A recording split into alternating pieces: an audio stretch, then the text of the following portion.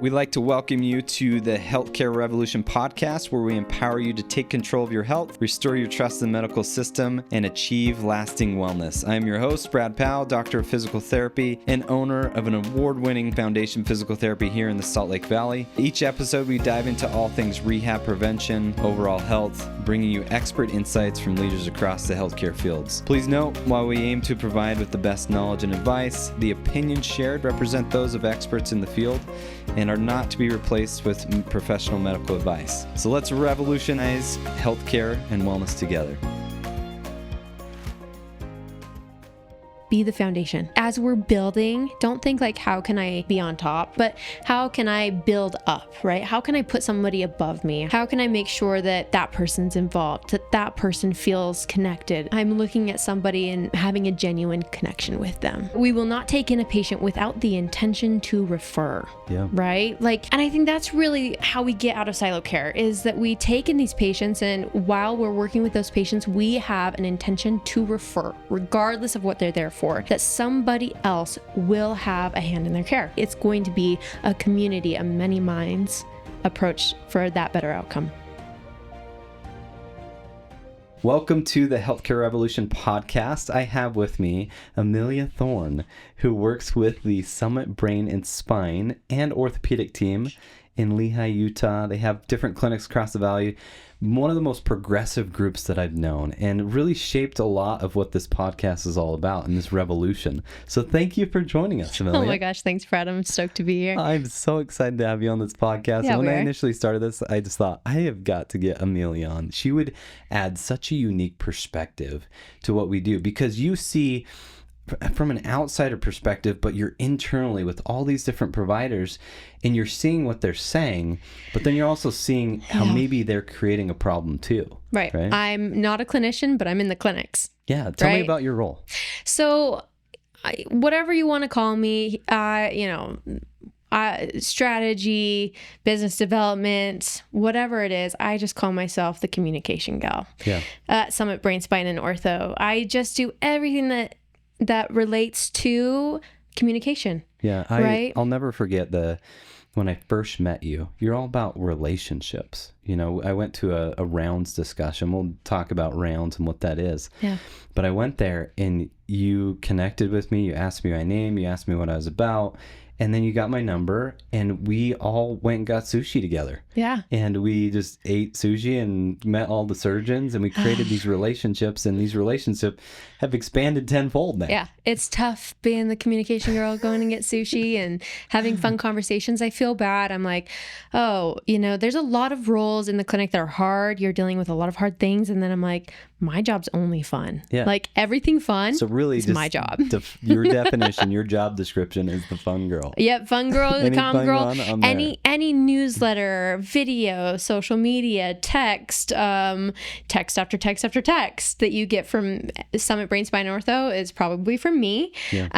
But on top of that, I work with Jen Fairbanks, our COO, and our CEO, Dr. John Edwards, and I work on strategy, business development, contracts, how we are doing in the community. That's also part of my role too. Yeah, and this is totally going to frame our whole discussion on breaking down walls of silo care. Silo care. Because the silo care is like this buzzword we've been talking about for, long I would time. say, I've been in practice 6 years, and I heard the word first when I, just got out of school, and I didn't really know what it was until I've really seen it in practice. Right. How would you define silo care? Oh my God. When you sent me over what we wanted to talk about, I was like, I'm going to ask Brad, well, what do you think silo care is? So silo care really is having a patient and they're in the walls of your own practice and you are trying to do the best for them. And sometimes you kind of have these walls around your patient. And again, you're keeping them within your specialty and not really reaching out into those other specialties, right? Yeah. That's really what silo care is. Yeah. And in my practice, PTs can do a lot better job at this. We're working on educating our PTs across the state, because we are an entry point for patients that can come right off the street into us.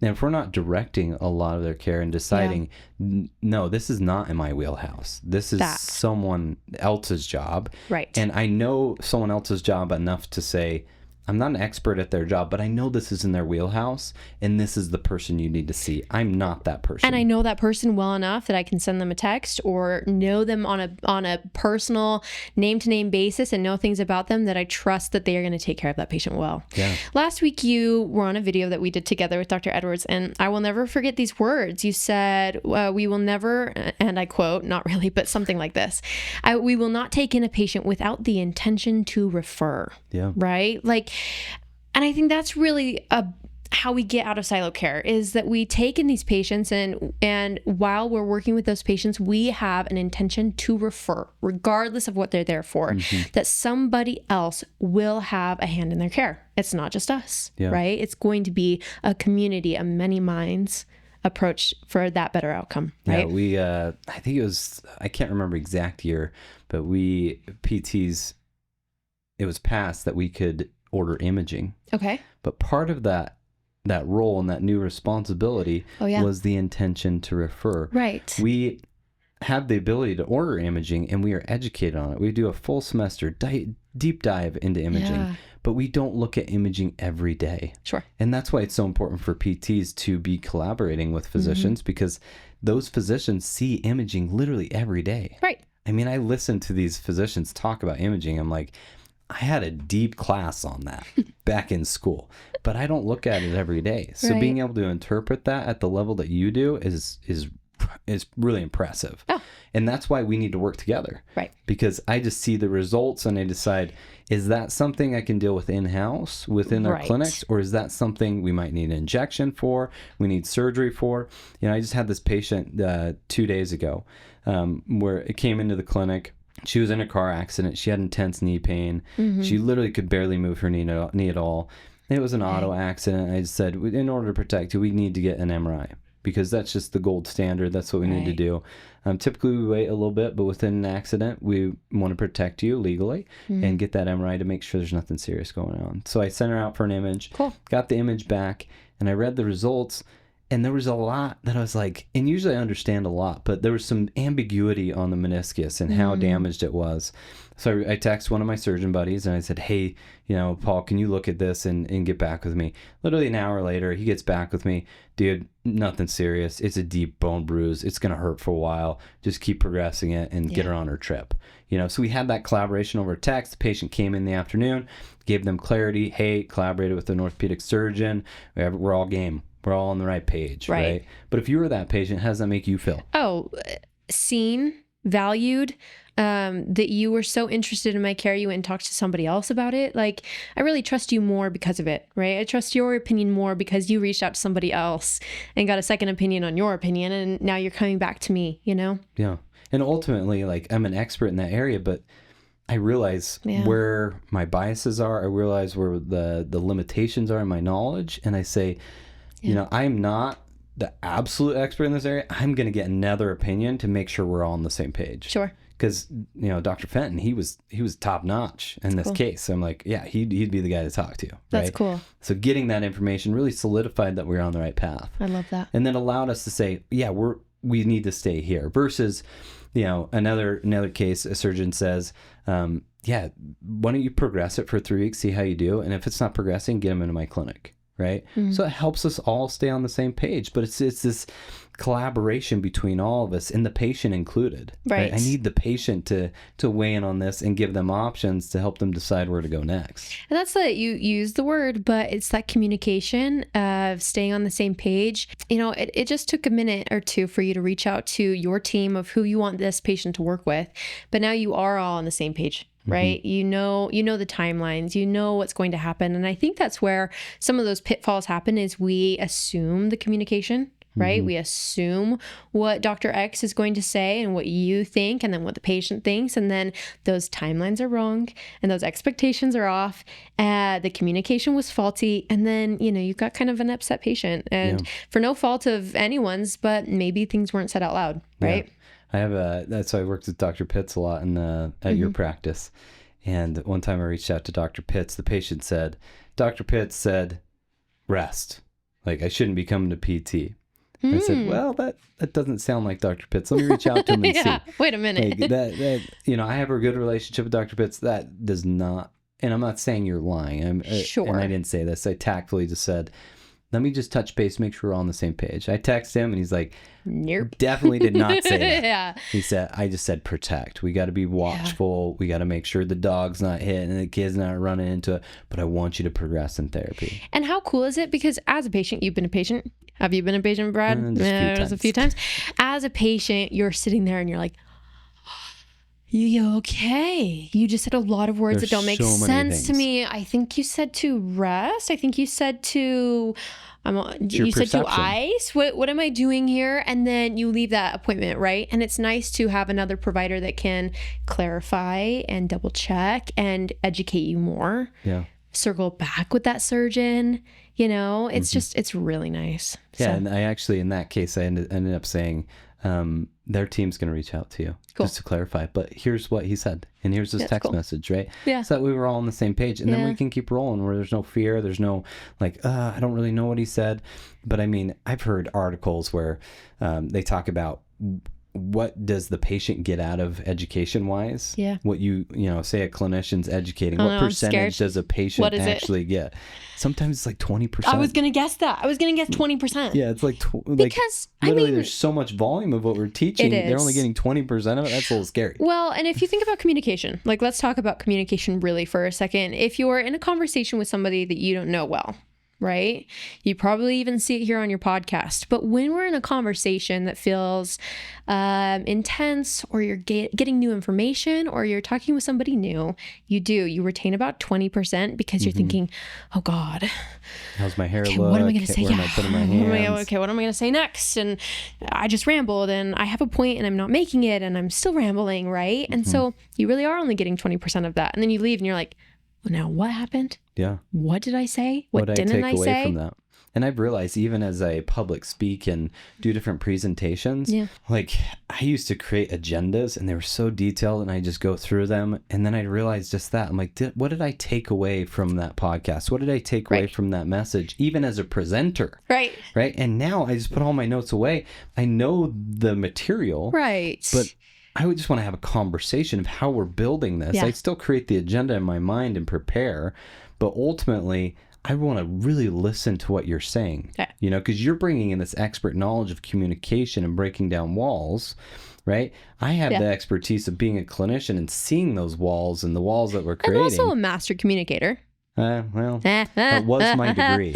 Really? Yeah. Did you do a comm degree? Yep. Communication leadership studies. Yep. I didn't know that. That's so That's why cool. we get along so well. That's cool. I should have known, though.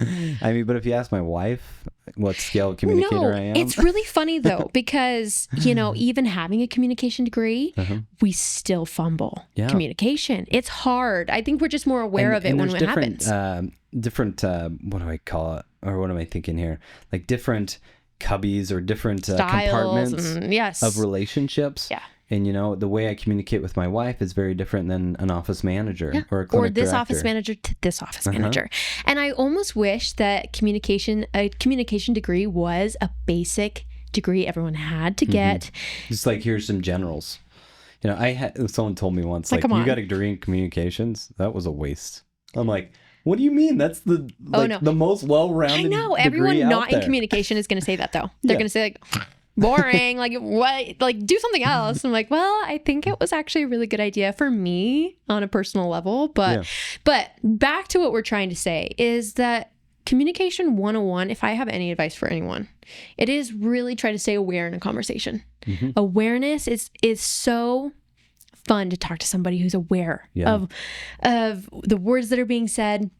And they're present in that conversation because fully present. And there's nothing worse than what am I making for dinner? Oh my God, what's that out the window? Yes. Or I'm checking my watch. And I am really at fault of this. I just am like, oh my God, I wasn't present in that conversation, and it's like, I can do better, but we can all do better. Present, aware, and listening. It's just constantly. You just need to constantly work on it, right? Yep. And that's the biggest thing with communication is it takes effort. And sometimes we lack the effort or the compassion or the empathy, and that's where those communication lines break down, right? But one of the biggest things that helps me as a provider is that I've been a patient, and I realize what it's like to be that person. I bet. And I think man, that would be so nice to have that communication line between a surgeon and a PT. And that's why I want to create it so much, because cool. that's what I wanted as a patient. I wanted, I can't even tell you how many times I'm with a patient. I text a surgeon or a PA or an MD, and they text me back in like literally 5 minutes, right? That's got to feel good. I get that information to the patient, like, just heard bam. back. Fresh off the press. I know Dr. Pitts personally. I know Brandy personally. Like, these are They're all the waiting. people, right? But yeah, they just gave us this information, answered your questions, cool. right? And I remember at the summit, we're yeah. going to talk about the conference that you guys put on every year in the fall. Every year. But Dr. Edwards' mom, Shauna, yeah, said, what are we doing to get the patient involved? Like, how are you creating a bridge? I don't remember exactly how she said it, but what are you doing to create a communication bridge between the provider and the patient? Beautiful. And I love that. Yeah. Every patient that walks out of my doors, I always tell them my email is at the top of this page, your home program. You email me with any questions you have. That's cool. That is your direct line to me. And you're good at that. And as a patient of yours, you're good at that. Yeah. And you know how many people take me up on it? Not very many. Yeah. I mean, I think a lot of providers are worried about that, right? Totally. They're like, well, I don't want to give my personal or my company email out because I'll get so many messages. And But you got to teach patients what questions are for our nurses, what questions are for me. Yep. Right. And maybe you even have someone curate or filter some of those emails. Right. But ultimately, most people can manage on their own. Most people can manage it. And can we talk about another piece of this? Most people can manage it. Not everyone's going to take you up on it. But I like to remember, sometimes I think, this communication, interaction, this exchange, this positive exchange, being present, being aware, it's going to take energy and I don't have the energy for it. But then you have that positive interaction. You're really engaged, you're aware, and positive energy creates more positive energy. For sure. It doesn't drain you. It fills your cup, right? Yeah. So... And most of the time when you have that communication with patients, they're so grateful. Right. Receptive. And they're so receptive of it. I just text the patient on my drive here and I said, hey, how's the elbow doing? He's been kind of struggling. Aww. So I'm reaching out more to get more consistent feedback so I can make adaptation. He's like, it's so much better. Oh, it's gotta feel good. He's like, thank you for following up. I really appreciate it. Yeah, Right? it feels good. And it's positive reinforcement. Yeah, right? it's a provider. And someone taking care of you and you feel taken care of. That you can never go wrong by reaching out to them, right? And it's only like 5% of kind patients. Of like, actually, not just patients, but in life is like that too. You can never go wrong by wanting to do right by somebody, but by checking in, by saying, how are we doing? How are you doing? What do you need? How's our practice doing with your practice? You can never over communicate. You really can't. It's just, I always think I'm probably bugging people.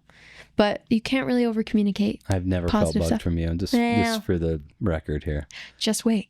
Yeah, just keep them coming. Okay, so let's talk about. I want to talk about round. Okay. Let's back up. All right. Silo care. We defined it. What 17 are the minutes biggest later. limitations in silo care? Like, what are the limitations we see? The problems when that happens. Well, you've seen it, right? Yes. You've seen it from a different viewpoint than any other provider, because you're like, everyone's talking about, but how many are doing it? Right. So Summit Brain, Spine, and Orthopedics is a independent neurosurgery and orthopedic surgery practice. Okay, I love it. We do neurosurgery. It's private practice. It's a private practice. It's private practice. What's the benefit of private practice? Oh my God, that's another podcast. That's a podcast. That's 8 podcasts. We can talk about that. But huge benefits to being private practice. You essentially are not ran by this bigger organization. There's less red tape. Yep, you're way more agile, right? Yeah. And you can adapt so quickly. You get to do what you want. It's awesome. There's limitations too, right? It's harder. Yeah. It's harder. You're not going to make as much money. You're going to work way harder. You have to be really good. And resilient. Be willing to listen to all feedback. of it. You got to do all of it. Yeah. But it's, it's good. But we are orthopedics and neurosurgery, right? So we do orthopedics and neurosurgery. We do not do primary care. We do not do physical therapy. We do not do emergency care. Yeah. We do not do, there are so many things that we do not do. Yeah. And so if we go like this with our patients and we are not having that intent to refer with a patient, right? Because quite frankly, if someone needs an orthopedic surgery, we are not the only person that you're going to see. They need primary care. They need PT. They need maybe home health. They need a lot of people taking care of them. So if we don't have that intention to refer. Some teams need OT, some teams need speech, need respiratory, nursing. We don't do any of that. If we don't have the intent to refer, that patient is going to not get the best care. They're not going to have a better outcome. Yeah. They're going to have a worse outcome. Absolutely. And our goal really is to exhaust all options before we do surgery. So we're going to... so good at that. I love it so much. It's important, right? Like, Brandy, one of your PAs, sent me a patient. This patient had been through PT 3 times and through 6 providers over the last 3 years. He was 19 years old. They did a microdiscectomy, which is just kind of going in and creating more space for a nerve. Yeah. But what I loved about it is they didn't want to fuse him. No. They said, I know someone in the community that is a PT that I believe can help you. Right. And she reached out to me personally and said, this guy needs your help. Can you help him? And did you? Oh my gosh, did we help him? I'm sure. 3 weeks ago, he played basketball 4 days in a row for the first time in 3 years. See? I told Brandy about that and she was so excited. Stoked. Surgeons, unfortunately, I'm going to say something really sad here. Sorry, surgeons. We'll build upon it because there's so much goodness behind it. Surgeons like to surge. It's what they do. Yeah. Right? They're good it's like at it. a plumber that likes to plumb. Right. Maybe? I could do that. Sure. Right. Yeah. But there should not be surgery if we can avoid it. Yeah. Right? Don't do surgery if you don't need surgery. Have we exhausted effort to get to this point? Effort. Because the thing is that once they operate, there's no going back on that surgery. No going back. It better be the right choice. And if that was, I've had patients that they got the surgery and it made it worse. Right? Totally, because we didn't really look into it. If you were getting a surgery at Summit, it's because you needed it, right? We're not going to do a surgery that you didn't need, period. So anyways, backing up to silo care. That's really what it is, right? Yeah. Intent to refer, right? Bring in all of those many minds because you're going to have a better outcome because of it. Yeah. Tell me about this many minds approach that you guys have. So, I love it so much. It's really cool. Speaks to my soul. I know. It's really neat. So Dr. John Edwards. I was thinking about coining the term, but you guys got to it first. Too late. Yeah. But also, we can use it together, right? Yeah, totally. And I think that's the best part is like, we want everyone to feel a part of, this movement, right? Like we're Summit and we're Foundation, you know, and ultimately we're a team. We're a team and we're on the same team. Yeah. And that feels really good. But Dr. John Edwards, our CEO and founder and neurosurgeon at Summit Brain, Spine, and Ortho. All the hats. Holy cow. And he wears them really well. He's remarkable. Yeah, he's a remarkable human. Talk about someone that's like a good communicator. But he started rounds I think 6 or so years ago. And they just said, hey, let's just get together and, I don't know, let's just get together on a random Tuesday morning and let's have a couple of different specialties come together and talk about some cases. And I think they had like 6 or 7 people show up. And Big deal. Were you a part of this at the time? I've only been around for about 5 years now, so not quite. So this was before my time. You saw the beginning phases of it, but it had already launched when I was like around. I was like, whoa, this is a big deal. But I think 6 or 7 people showed up, and we should have him tell the story sometime. And it was a big deal. Like, holy cow, look at this group that wants to be together. Yeah, they want to improve healthcare. They want to make it so much better. And they were like, let's do this every week. So let's do rounds every Tuesday, 7 a.m. We're never gonna miss. And so they did. They did rounds every single Tuesday at 7 a.m. to 7:30 start on time, end on time. Yep. Let's have somebody from a different specialty, from a different system, from a different practice, present a case discussion and let it not be a presentation. Yeah. Let it be a discussion. I love it. That's right? really what makes the difference. It's not a presentation. It's not a lecture. It's a discussion. Let's get around. Let's talk to each other. Let's bring many minds together. I've been to at least 10 to 15 rounds across the community. Snooze alert. And it's literally, number one is boring. Number two, the surgeons run the whole thing and they're just there's talking the whole time. Right. It's not collaborative. It's not. It's not progressive. 'Cause It's it's not hard. the many minds. It's purely just someone's getting up there presenting and putting us all to sleep. It's boring. It's because discussion is hard. It's because collaboration is tricky, right? Yeah, and you guys coach your presenters on all this. We do. I'm very serious about it. I'm like, listen, if you have... I presented if you've multiple gone times. 2 minutes and you haven't asked a question, it's a problem. But did you notice what I did my very first second slide? Ask a question. Yeah. Right? Yeah, let's get going. Trivia. You're Let's amazing. go. You're amazing at that, though. You're a master at that. But so you presented at Rounds last week, Brad. Mm-hmm. Do you know how many people were there? I would say close to 60. There were close to 60 people in the room. I didn't count me or you, so there probably was 60. There's not even 60 chairs. I think, so when I worked at Mountain Boy, I used to work at that hospital. I remember Dr. Edwards was like, hey, there's like 4 or 5 people usually standing in the back. Could we order some more chairs? So we ordered like 20 more chairs, and there's still not enough people chairs. are in the hall now. Yeah, it's what are hilarious. we going to do next? We got to find a bigger space. We're going to get a bigger space. The auditorium downstairs. Maybe. Really nice. I think we're going to do something bigger than that. Stay tuned. I like it. Make sure it's table, though. Table. Because it can't be an auditorium. Can't or be. else people... Has to be round turns table. into presentations. Yeah. Unfortunately, I think me and you could just blah, blah all day. Yeah, for sure. We've gone through like 18 topics, I think, now. But yeah.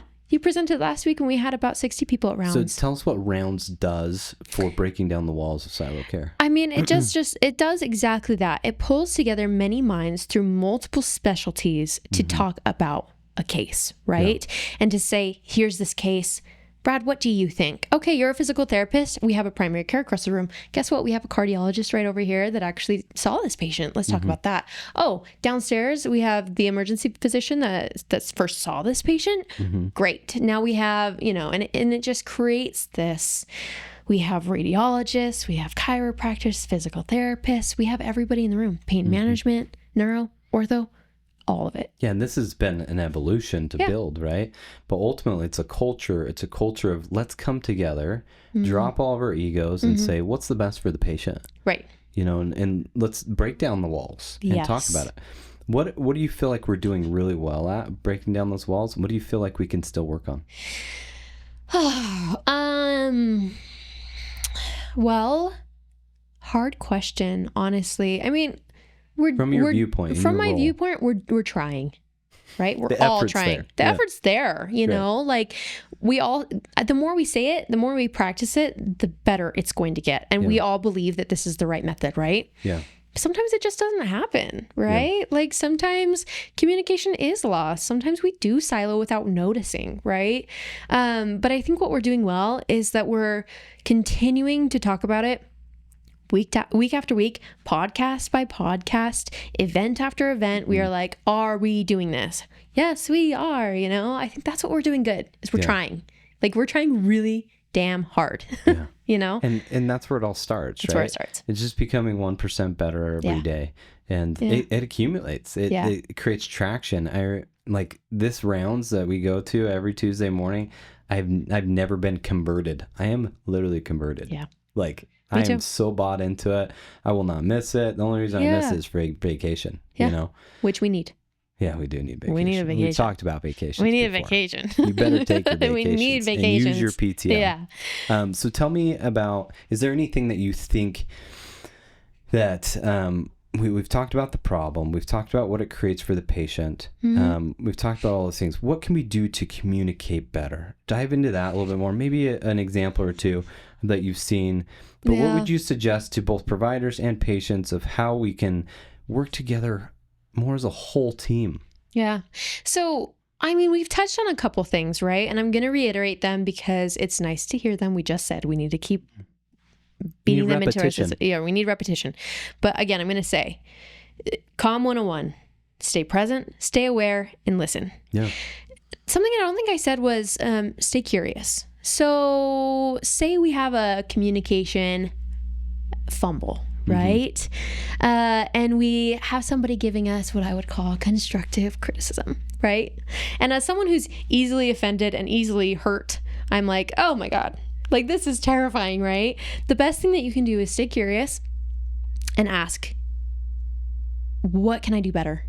what do you need? What would make this perfect to the next go around? Yeah. So how can we stay curious in that communication to make it worthwhile for the patient, for the provider, for everybody involved, right? Yeah. Curiosity. Absolutely. Yeah. I love when patients come in with questions, not questions that they just researched everything on Google, but purely out of curiosity. Right. It's like, I just want to understand this better. Teach me about this, right? Because then I can customize the education to you rather than just going through a checklist of what you should know. It's purely meeting you where you are. Right. Because, if you were to come to me as a patient, I know you have a pretty good understanding of anatomy, the healthcare system. I don't have to go into a lot of that. I can check your understanding. Right. But essentially, if you come to me with questions, it helps me break down walls real quick, Right. get you what you really need rather than what I think you want. Right.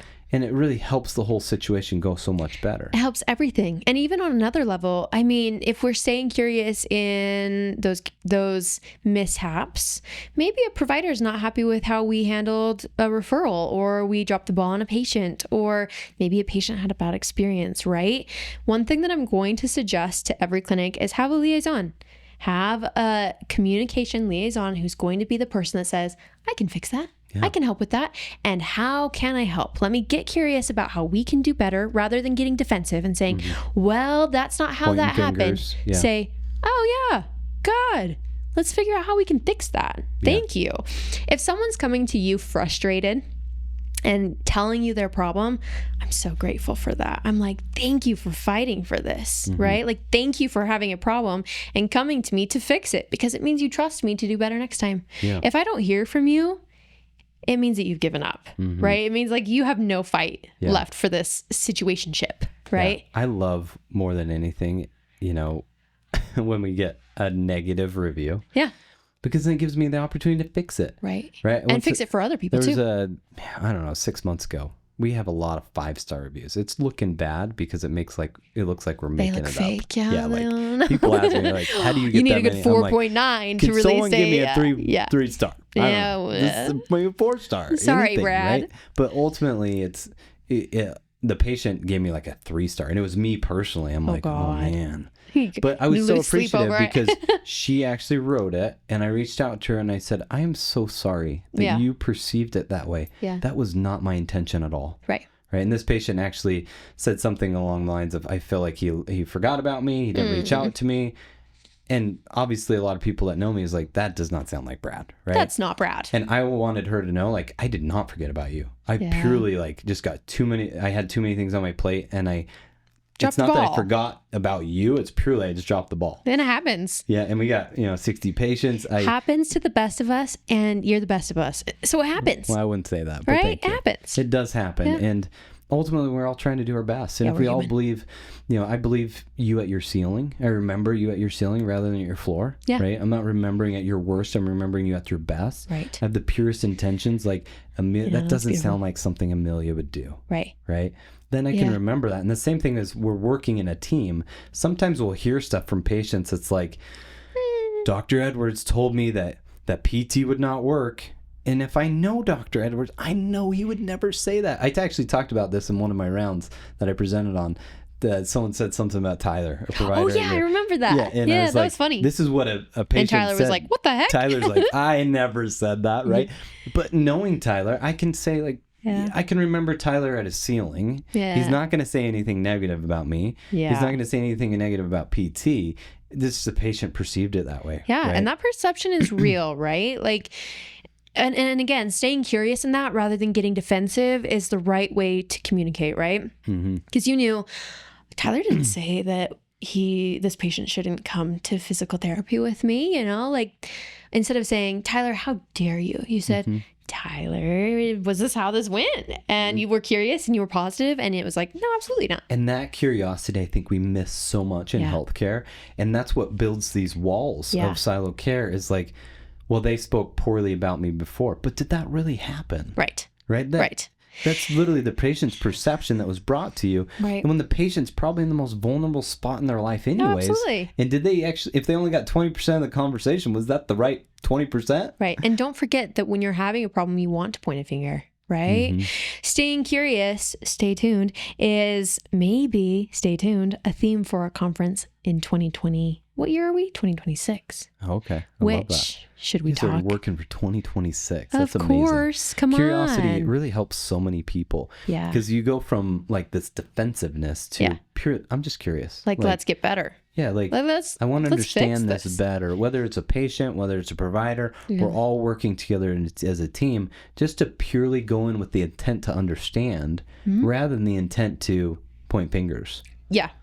Or have a problem. And that's ultimately how we build. How we build this community of many minds is understanding each other's ceilings, like respecting each other, trusting each other, and then in the end, being curious about understanding other people's roles. Removing the ego. Tell me about that. Oh. Have you seen any egos? Yeah, how do you spell? You guys don't. Ego? You guys don't have any egos that sound that. You know what? Everyone Not has an that ego, I've seen. right? Like I Okay, just said, fine. as an easily offended, person, I know that's a flaw of mine. You're easily offended? Absolutely. No. Yeah. Oh, yeah. Highly sensitive, right? Like that's just ego getting in the way of being of the goal, which is patient care, right? Like remove yourself. That you have nothing to do with that, right? So anyway, Tell me about what advice you'd give people to let down the walls of ego. oh wow, let me think Like what I'm doing what personally. you do personally, and then what would you share with others on how to do that? Because sometimes that is hard, especially Really when hard. you feel that you know the best in that situation, right? Yeah. It's like I am the expert in No, this area, seriously. therefore I am the gold standard, right? Just remembering that you do know so much more than that person probably in the situation, right? Like you are the expert on that. You do know what's going on and they do not. They're not the expert. They're there for a reason, right? And if somebody is not understanding, it means that you need to communicate differently, not necessarily better. Switch it up, yeah. Switch it up. Maybe that person didn't understand, or maybe they are a different type of a communicator. Take it as a challenge of how good of a communicator you can be rather than this person just doesn't understand me, right? This person doesn't even know how smart I am. Say, oh, I got this. I am such a good communicator. I'm going to flip this around, right? Like I'm that good that I can make this work. Which is maybe like super ego-y of me. I don't know. But like that is a way to remove that ego is to flip it, right? Yeah. I don't know. One thing that I really like when we're talking about egos is just remembering, even knowing you have maybe all the information the patient needs, you don't even know where they are, right? And if I start telling a patient like, hey, you need to do these exercises X amount a day or, 3 times a day, and I need you to come into the clinic 3 times a week, but they're just worried about paying their bills and getting to work, and they don't even have a car. Are they hearing that I'm telling them that they're coming into the clinic 3 times a week, right? No. And doing the exercise 3 times a day? They're literally in a fight or flight mode where they're like, I just am fearful for my life and my ability to provide for my family. Right. And then, their RBF is making you offended. And you're like, why do you look so mad at me? And it's like, they're not mad at you. They're falling just apart. processing Yeah, all they're this. processing. Yeah, they're feeling a lot of things. Sometimes I love what you said about curiosity. If I'm curious as a provider, I'm rather than going in with education, I'm asking good questions. Yeah, you can I'm find saying, that out. Tell me what your biggest concerns are. Yeah. And then I getting just here. hear like, well, just getting a ride here. I took an Uber. Yeah. Right. And I don't have any more money because I've been out of work for a month. Right. Right. Yeah, there's a lot going on. I can educate very differently based on that conversation, right? Yeah. Or I'm driving from Provo to Harriman. Yeah. That conversation can be really different. We're going to find you a PT in Provo. I know a lot of great therapists down there. And talk about silo care, right? Is knowing that sometimes even in your specialty, you are not the right person for that patient, right? Yeah. And being so willing to say, you know what? I have a physical therapist that should see you. I was actually seeing a physical therapist at Dry Creek, and he was like, you know who you should go see? A different physical therapist over at Foundation. Yeah. And so I did, you know, and it was awesome. How cool is it that we can trust the work that we're doing so well that we know that I could do a good job, this person could do a good job, maybe even a better job with this patient, right?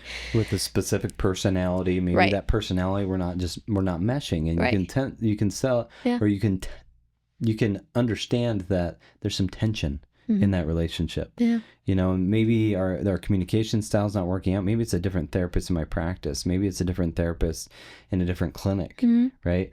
Maybe there's some things that are happening in our clinic that just you're not vibing with. Right. You know, let's get you somewhere else. And how boring is this phrase now? But how does it go? Like, all boats rise with a tide. What is that? What is that? All boats rise with a rising tide. Do you know that statement? Know that term. It's like, I know. It's a rising tide raises all boats. Something Rising like that. Tide raises all boats. Okay. Right? Yeah. All the boat, that tide comes in. Rises everything together. lifts together, right? So as we lift others and we lift ourselves, we're going to get so much farther together. Yeah. Right? What does it do when a provider speaks negatively about another provider to a patient? Oh my in God. Your opinion? In my opinion, I'm like, whoa, I don't trust you anymore. Yeah. Also, because the thing is, say I'm the provider. Yeah. I'm talking to you and I just speak negatively about another provider. Yeah. All of a sudden it creates this wall between us and you're like, I don't trust you. Right. And you think it's doing the opposite. You think like by putting that person down, you're like, no, I know that they suck or whatever. And you think this is going to make this patient think that I rock. Right. It's doing the opposite. Yeah. It's literally breaking or pretty much building up more walls. Yeah. You know, and ultimately we need to create more windows, not walls, or more doors. And talk about positivity. Like that's not the kind of, that might work for some of those negative patients and you build off this negative energy and all of a sudden you're swirling in negativity and like, great. Go be in your negative little tornado together. Have at it. I like that. I don't want anything to do with that. And so we really try to talk positively, right? About everybody. Yeah. Always. What do you, as we wrap up this podcast, what are you hoping to see in the next 5 years in healthcare on this topic? God. You guys are literally creating this revolution. Yeah. So, you're on the front lines of this. We're on the front lines together. But I'm like linking arms with everybody. Yeah. Like I hope the front line building this community is and like building it up. I hope it's all of us pretty soon, right? There's so much room here on the front line. So let's just talk about the summit for 1 second, right? Yeah. So this is the rounds. fall conference. This is the fall conference. So from rounds, those initial 6 people that attended a roundtable, right? Dr. Edwards decided, hold on, let's do something big where we get all of us together for 3 days up at Sundance Mountain Resort. Let's get away. Let's get away. Let's do this on a bigger scale. Let's take a break, but let's dive in deeper. Step away from patient care. Yep. Step away from the Let patients. our hair down a little bit. Right. But let's really do this well. And that has turned into our annual summit up at Sundance. This will be our 6th year. Last year we had about 450 people register, which is crazy. From what I understand, Dr. Edwards is really kind of funded this whole thing from the beginning. I mean, he's so passionate about it. He just wants everyone to really benefit and be together. Like it is so fun. It's a huge cost too. It is a huge cost, but you know what? It's so important in his brain and in his world that we are working together, that we have this collaborative care and that it's working well. And guess what? It is. I think for our family barbecue last year, we had over 600 people come. Crazy, right? And I was telling you earlier, but I literally gave a PTO day to all of my clinicians to be able to attend because I believe in the value of this. I walked away from that conference just so excited about the future. Yeah. Because it's a conference where every discipline speaks. Yep. You get like this 8-minute inspiring message from each one. It's quick. It's inspiring. It's exciting. And you understand their profession better. Right. So it helps with building this this collaborative approach because now I know what you do. Right. No one knows what PTs do, and it gives us an opportunity to be able to explain what is it we do, and then they're more likely to create that collaboration. It's like, that's not in my wheelhouse. That's Brad's. Exactly. You know what I mean? That is collaborative care at its finest, right? And you're going to speak this year on conservative care, the rotator cuff, which is very fun. Yeah. But we have 35 plus people speaking at the conference this year. Yeah. It's September 11th, 12th, and 13th. It's going to be amazing. And it's a really great way for people to break away. But what I'd love to see is that the annual summit is for everybody, that nobody even knows that it's Summit Brain, Spine, and Ortho that's putting it on. It's just something that we all go to, all contribute to, all attend, all set aside time for every single year. In 25, 30 years, we're still going, right? And we're like, remember when this was, 5, 6 years in, and now we're 20, 30 years into this. I'm just so excited to see how that evolves and also stays the same, because we have such a good energy there right now. It's we're friends up there. We go up there, we're chilling, we're having fun. Take the lift ride. We take a lift ride. We bring our families, it's fun. And my kids loved it last year. They were sitting by the fire. We were riding the lift with Dr. Edwards. Fun. It was a good time. I don't want that to go away. I want it to evolve, but I want that collaboration, that true friendship, that genuine feeling to really last. It's really about relationships, not referrals, right? Like, there's so many patients to be served, and if we create a network of people that truly care about each other, this world of healthcare gets so much better and bigger. And that's really the key, is remembering that there's enough for everybody. Like, I think there's this weird competition of like, oh man, if I have another physical therapist on my podcast, like maybe they'll get the patients instead. And that,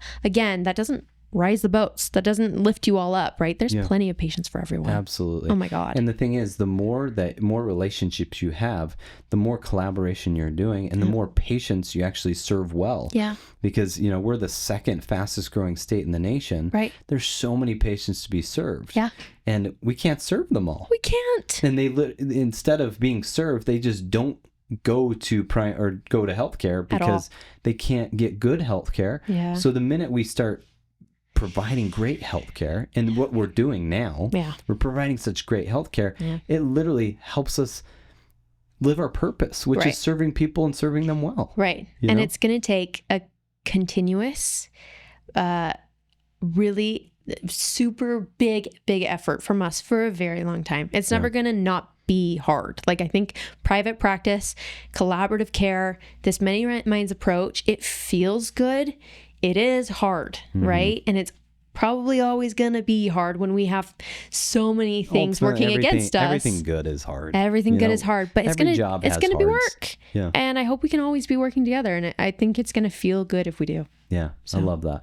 Any last tips for, we titled this Breaking Down Walls of Silo Care, but I want to end with building walls of collaborative care. Any last tips on building the walls of collaborative care? Be the foundation. Look at Foundation, that, right? Like, as we're building, don't think like, how can I be on top of that, right? Like, how can I just be on top of that? But how can I build up, right? How can I put somebody above me? How can I make sure that person's involved, that person feels connected, that I'm looking at somebody and having a genuine connection with them, right? I love that. Yeah. That's such great advice. Amelia, thank you for all you do for our community.